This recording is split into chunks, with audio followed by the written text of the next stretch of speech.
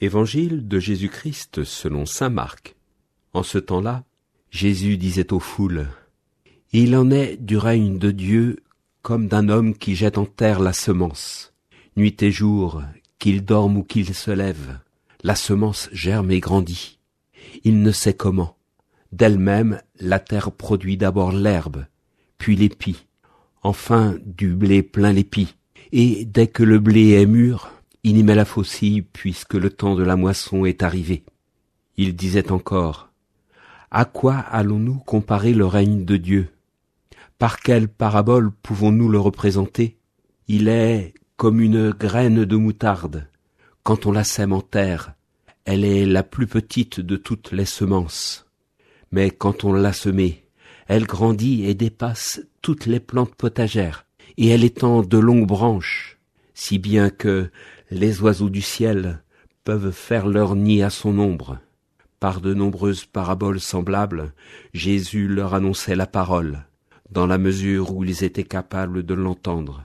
Il ne leur disait rien sans parabole, mais il expliquait tout à ses disciples, en particulier. Par de nombreuses paraboles semblables, Jésus leur annonçait la parole. Les paraboles sont un procédé littéraire universel. Il s'agit de s'appuyer sur un parallèle pour expliquer sa pensée. Le plus souvent, une analogie avec le monde physique, cela a le mérite de convaincre assez facilement. La Bible, elle aussi, comporte des paraboles, et ceci même dès l'Ancien Testament. Par exemple, en 2 Samuel 12, le prophète Nathan fait comprendre à David la gravité de son péché par le moyen d'une parabole. Mais dans la bouche de Jésus, il ne s'agit pas d'un simple parallèle. Le plus souvent, les paraboles de l'Évangile sont des récits courts, et donc facilement mémorisables. Elles font appel à des images classiques de la vie des Juifs du 1er siècle. Un champ ensemencé, un arbre qui pousse, des semailles, une vigne, des ouvriers agricoles, ou bien un berger qui a perdu une brebis. Dans ces histoires, en apparence simples, se cache toujours un point de rupture, un passage clé qui doit interpeller l'auditeur et l'introduire dans une nouvelle logique, celle du royaume de Dieu, en vue de le convertir. Ainsi, la parabole du semeur pourrait faire croire à un agriculteur un peu fou. En fait, c'est le Christ, qui est plein de bonté, et c'est sa générosité qui est mise en difficulté par notre manque d'écoute. Les paraboles font système. Aucune parabole ne peut prétendre expliquer toute seule le mystère du royaume. La parole de Dieu est une, et il convient de tenir ensemble les images qu'elle nous offre. Ainsi, les paraboles évangéliques forment comme un diamant. Quand bien même les facettes sont multiples, chacune est une porte d'accès différente mais complémentaire. Le défi est d'accepter cette unité dans la diversité. C'est parce que nous les contemplons ensemble que le mystère du royaume pourra être savouré. Après ce regard général sur les paraboles, regardons celles qui nous sont proposées aujourd'hui. Le royaume est comparé à une graine semée en terre et qui pousse. L'homme a fait sa tâche, il sème. Dieu agit, il donne la croissance. Moi j'ai planté, Apollos a arrosé, mais c'est Dieu qui donnait la croissance, nous dit saint Paul aux Corinthiens. Bien souvent nous semons, sans penser que nos actes porteront un fruit. Si visiblement, il se peut que des actions ne soient pas fécondes, n'oublions pas cette belle parole de Raoul Follereau.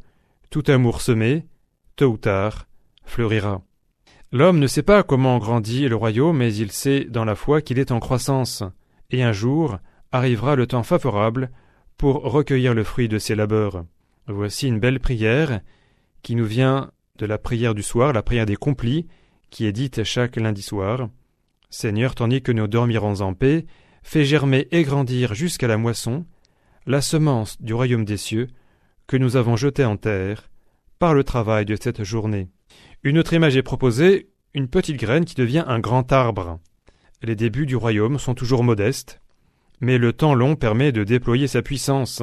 Ainsi, de 12 apôtres au temps de Jésus, nous sommes passés 2000 ans plus tard à 2 milliards de chrétiens. L'Église, qui était ultra minoritaire dans l'Empire romain, a fini par dépasser le berceau de la Méditerranée pour rejoindre les extrémités du monde. Le défi est peut-être pour nous de retrouver la lenteur des rythmes agricoles pour comprendre la logique du royaume. L'image proposée dans la lettre de saint Jacques est inspirante.